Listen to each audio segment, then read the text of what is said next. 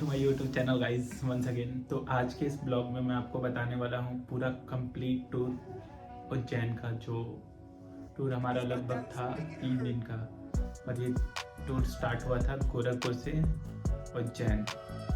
तो इसमें हम 2-3 जगह कवर किए थे। एक उज्जैन तो गए थे, एक ओमकारेश्वर भी गए थे हम। तो इस ब्लॉग में मैं आपको पूरा का पूरा मतलब कितना खर्चा लगेगा आपका, गोरखपुर से कौन सी ट्रेन जाती है और कैसे टिकट करना है, वहाँ पे एकोमोडेशन का क्या है, फूड का क्या है और वीआईपी दर्शन का क्या है, सारी चीज़ें बताऊँगा इस ब्लॉग में। और अगर आपके पास मैक्स 3-4 डेज़ है तो आप मतलब आराम से घूम के आ सकते हो। वीआईपी दर्शन का क्या है, भस्म आरती का क्या है, ठीक है, मैं ये सारा चीज़ बताऊँगा आपको इस ब्लॉग में। तो ब्लॉग को आगे देखने के लिए बने रहें, फिर मैं इसमें आपको आगे दिखाता हूँ, ठीक है। तो अभी ट्रिप को स्टार्ट करते हैं। तो गाइज़ मैं आ गया था अपने घर से रेलवे स्टेशन। हमारी ट्रेन थी रात को 10 बजे के आसपास, ठीक है, बट ट्रेन थोड़ा लेट आया था, 2 घंटे के आसपास ट्रेन लेट आई थी। तो हम ट्रेन में बोर्ड कर गए और उसके बाद ये सुबह को हमने देखा तो ट्रेन 500 किलोमीटर पहले पहुँची थी उज्जैन। फिर थोड़ी देर बाद नेक्स्ट डे 1 बजे रात को उज्जैन ट्रेन पहुंच गई, ठीक है। तो उज्जैन पहुंचने के बाद हमने काफ़ी देर सर्च करा, ठीक है, क्योंकि होटल उस दिन बहुत महंगा था और पता नहीं बहुत कॉस्टली था। तो काफ़ी देर सर्च करने के बाद हमें ये होटल मिला, ठीक है। ये हमें पड़ा था 4000 पर नाइट का, तो हमने ये ले लिया। उसके बाद हम थोड़ा सा रेस्ट किए। रेस्ट करने के बाद हम रेडी होके वापस घूमने के लिए निकल गए। तो उज्जैन से थोड़ा सा मतलब जहाँ हम स्टे किए थे, मतलब महाकाल का जो टेम्पल है वहाँ से कॉरिडोर ज़्यादा दूर नहीं है। वहाँ से मंदिर भी 500-600 मीटर था और कॉरिडोर भी ज़्यादा दूर नहीं था। तो हमने सबसे पहले कॉरिडोर एक्सप्लोर करने के लिए निकल गए, क्योंकि कॉरिडोर बहुत ही सुंदर बना है, ठीक है, मतलब वाकई में बहुत सुंदर बना था। और ऐसी प्रतिमा बनी थी यहाँ की, आप देखते रह जाओगे। और इतना सुंदर और इतना बड़ा बना था कि मैं क्या ही बताऊँ। आप देखो इस वीडियो में कितना अच्छा बना है। यहाँ पे ये जो मंदिर दिख रहा है ये भारत माता मंदिर है। यहाँ से आप आ सकते हो, यहीं से रास्ता है यहाँ पे कॉरिडोर पे आने का। और ये कॉरिडोर बहुत बड़ा है, मतलब यहाँ से इतना अच्छा व्यू दिखेगा। और इसी के पास में थोड़ा सा मतलब राइट के ये जो लोग आ रहे हैं ना, इसी के राइट साइड से जाओगे तो आपको मंदिर मिल जाएगा। बट पहले उज्जैन में अगर आप आ रहे हो तो सबसे पहले आपको महाकाल के दर्शन करने से पहले आपको काल भैरव के दर्शन करने होंगे, क्योंकि आपको अनुमति वहीं से मिलती है, ठीक है। तो हम लोग काफ़ी देर कॉरिडोर एक्सप्लोर करते हो। हम यहाँ पे इसलिए आए थे पता है, क्योंकि हमें पता चला था कि हमें वो भस्म आरती की जो पर्ची है ना, 1 दिन पहले की लाइन लगती है। यहाँ पे कोई गेट था और मेरे को याद नहीं है, वहाँ पे हम लोग गए, पता किए, बट हमें नहीं मिला, ठीक है। और ऑनलाइन इन्होंने बंद कर दिया था, क्योंकि हम जो गए थे वो न्यू ईयर के काफ़ी क्लोज गए थे, 30 दिसंबर के आसपास गए थे, ठीक है। तो इस टाइम पे इन्होंने ये सारी चीज़ें क्लोज़ करके रखी थी ऑनलाइन, मतलब कि जितनी भी बुकिंग है 30 से लेके 5 जनवरी तक जितनी भी ऑनलाइन भस्म आरती की बुकिंग थी ना, इन्होंने सारी की सारी क्लोज़ करके रखी थी। तो इस वजह से हमें ये मिल नहीं पाया, ठीक है। तो हम अच्छे से कॉरिडोर को एक्सप्लोर किए। उसके बाद थोड़ी बहुत अपनी फ़ोटो शूट किए और फिर हम वापस गाइस फिर फ़ोटो शूटिंग करने के बाद हम वापस वहाँ से पता है ऑटो लेके, जो हमारे ये जितने भी कलीग हैं ऑफिस के, हम चारों लोग साथ आए थे। इसमें हमारे मैनेजर सर भी आए। देखो लोग कहते हैं कि यार मैनेजर के साथ कोई घूमने नहीं जाता है, बट हम आए, देखो ये हमारे मैनेजर हैं। और ठीक है, फिर इसके बाद हम वापस काल भैरव मंदिर जाने के लिए हमें ऑटो मिला, जो करीबन 200 रुपये के आसपास का पड़ा था, ठीक है। वो हमें सीधा मतलब एंट्रेंस पे लेके आया काल भैरव मंदिर के पास। यहाँ पे इतना गर्मी लग रहा था ना उस टाइम भाई, लिटरली आप मानोगे नहीं, दिसंबर का टाइम है और एंड ऑफ द दिसंबर है, बट भाई साहब इतना गर्मी हो रहा था, मतलब ऐसा लग रहा था कि हम लोग पक जाएंगे। और वाकई में यहाँ पे बहुत गर्मी थी, ठीक है। यहाँ पे बहुत बड़ा लाइन लगा था, बहुत भीड़ था, मतलब काफ़ी ज़्यादा भीड़ था, ठीक है। और हमें तो मतलब काफ़ी देर लगना पड़ा, क्योंकि यहाँ पे कोई वीआईपी दर्शन का हमें कुछ दिख नहीं रहा था। तो काफ़ी देर लाइन लगने के बाद हम अंदर प्रवेश किए मंदिर में, ठीक है।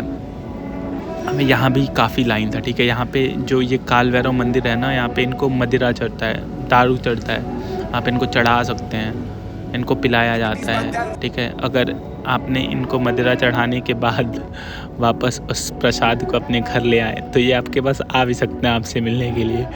तो प्लीज़ मेक श्योर कि आप ये सारी चीज़ें ना करें। आप जो भी चढ़ाएं, मैंने सुना है कि ऐसा होता है, बट मैंने चढ़ाया नहीं था, मैंने बस नॉर्मल ऐसे प्रसाद चढ़ाया था। बट लोग कहते हैं कि अगर आप चढ़ाएं तो आपको वापस से उनका दर्शन हो जाता है और आपको जाके मतलब माफ़ी मांगनी पड़ती है, तो इसलिए उस प्रसाद को कोई वापस घर लेके आता नहीं है। ये चीज़ मैंने सुना था, बट पता नहीं ऐसा होता है कि नहीं होता है। तो फिर पता है क्या हुआ, यहाँ पे दर्शन करते करते काफ़ी लेट हो गया। हम लोग 3-4 घंटे लाइन में लगे थे, क्योंकि हम लोग ऑलरेडी लेट थे। 10 से 11 बजे हम लोग रूम से ही निकले थे, तो बहुत लेट हो गया। उसके बाद हमने वहाँ पे कोई पास में और मंदिर था, तो हमें वहाँ पे भी मतलब 2 घंटे के आसपास लग गए। इस चक्कर में काफ़ी लेट हो गया, ठीक है, क्योंकि उस दिन ही हमें महाकाल का भी दर्शन करना था। तो हम वापस से ऑटो लिए, ठीक है। ये जो आपको ऑटो दिख रहा है, ये भाई पूरा सजा के रखा था, एकदम महादेव का ही गाना बजा रहा था, ठीक है। तो मिल जाएंगे ऐसे ऑटो वाले आपको यहाँ पे। इसने भी 200-250 रुपये लिए थे हमें वापस वहाँ महाकाल मंदिर तक छोड़ने के।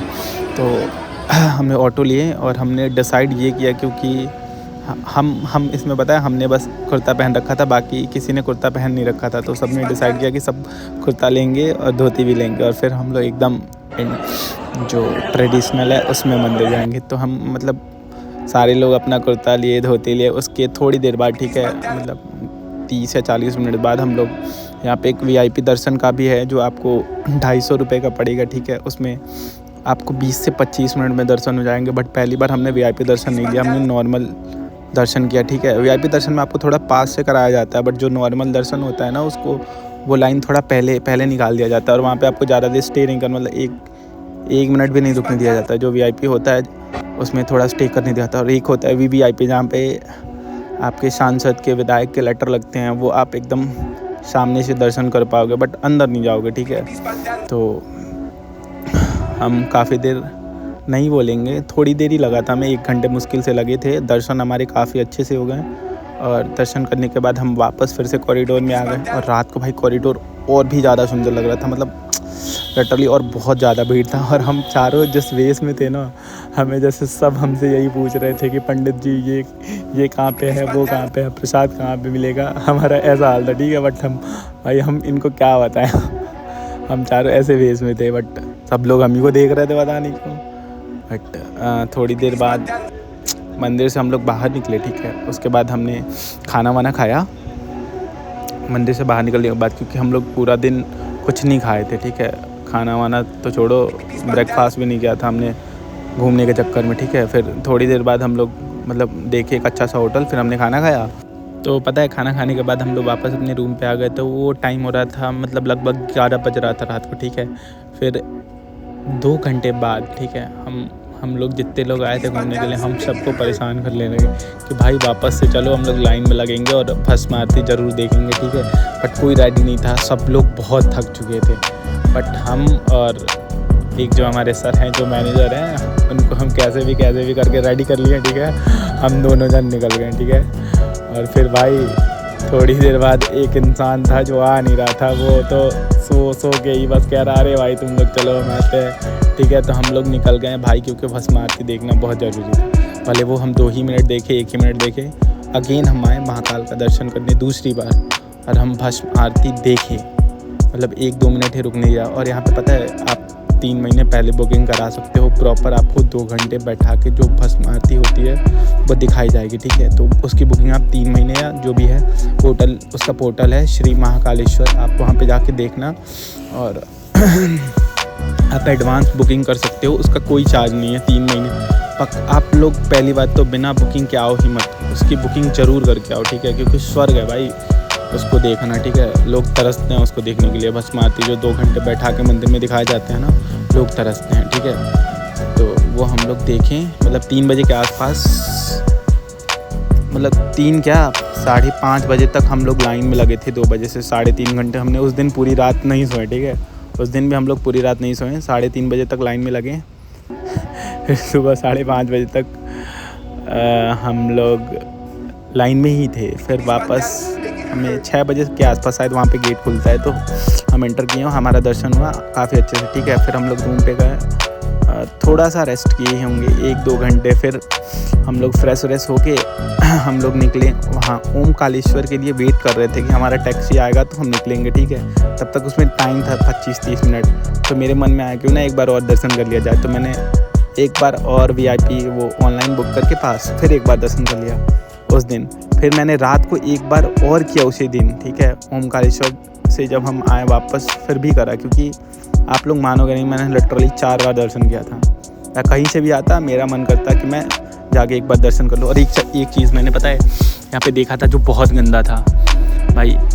पता नहीं क्या हो रहा है क्या नहीं, ऐसा नहीं होना चाहिए। मंदिर के एकदम सामने मस्जिद है और वहाँ पे अचान हो रहा है, मतलब ये चीज़ बिल्कुल गलत है। मैंने पूछा था वहाँ के लोकल लोगों से, 3-4 लोगों से कि भाई ये क्या हो रहा है। कह रहे हैं भाई ऐसा ही है। और मतलब मैंने लिटरली देखा भाई ऐसा नहीं होना चाहिए। अजान हो रहा है मंदिर के पास, ठीक है। इधर बकरा कट रहा है, इधर मुर्गा कट रहा है। 2 किलोमीटर भी रेडियस नहीं है भाई, सब कुछ मिल रहा है, ठीक है। बकरा मुर्गा मंदिर के पास ही सब कुछ मिल रहा है। और मंदिर के एकदम सामने मस्जिद है, वहाँ पे अजान हो रहा है। मेरे को ये चीज़ बिल्कुल समझ नहीं आया कि ये क्या हो रहा है। तो गाइस इस ब्लॉग को हम यहीं समाप्त करते हैं। अब मिलते हैं हम नेक्स्ट पार्ट में। Okay bye.